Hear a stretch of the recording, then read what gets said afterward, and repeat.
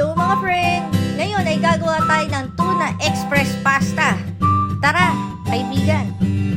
Unang ingredients ay ang bawang na 4 cloves, 4 na pirasong sibuyas, 3 siling pangsigang, 3 siling labuyo at tomato na 4. Sunod naman ay ang ating tokwa. Kahit galing sa palengke ay okay lang.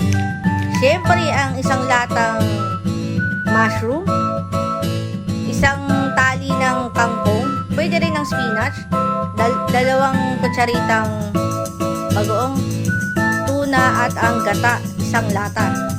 Kaya, ayan ang mga ingredients. Siyempre, meron din mga salt and pepper. Nasa sa inyo yan kung ilang teaspoon yan. Yan ang lahat ng ating ingredients.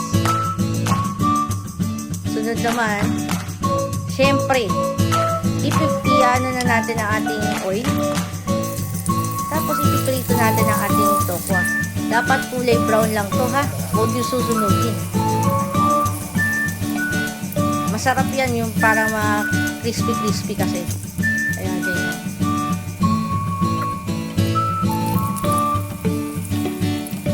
After a while, syempre, ngayon ay gigisa na tayo ng sibuyas, ng bawang,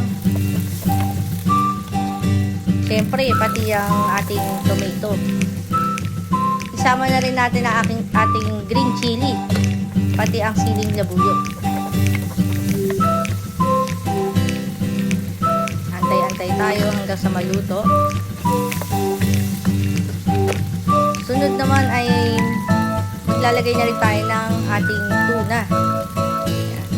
Lalagay natin ang isang latang tuna natin.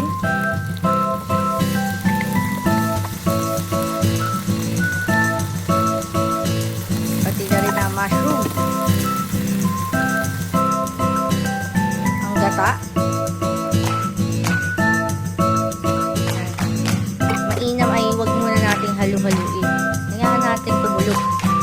Mas maluluto na gusto yung gata pag ganyan.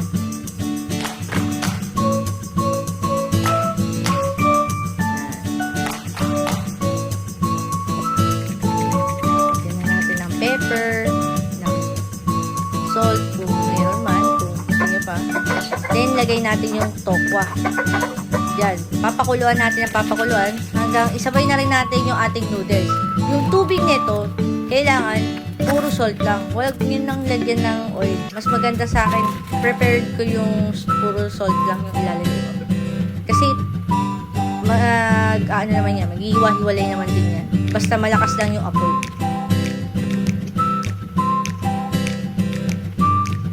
Ayan, hintayin natin. Kumulo. Dapat kulong-kulo kasi yung tubig yan pag ilalagay natin yung noodles. And then, pag naluto na, strain natin. Antayin natin mag-stir ng konti. Then, balik na tayo sa sauce. Ilagay na natin yung, syempre, yung noodles. Ayan. Ilagay na tayo ng noodles niya.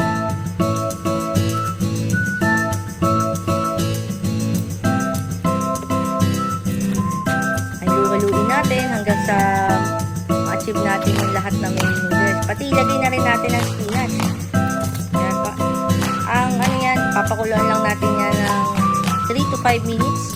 Then after nun ay halu-haluin na natin hanggang sa maluto siya kasama na yung lahat ng noodles pati ng ingredients. Yan. Tada! Nakagawa na tayo ng tuna express pasta. Try nyo na!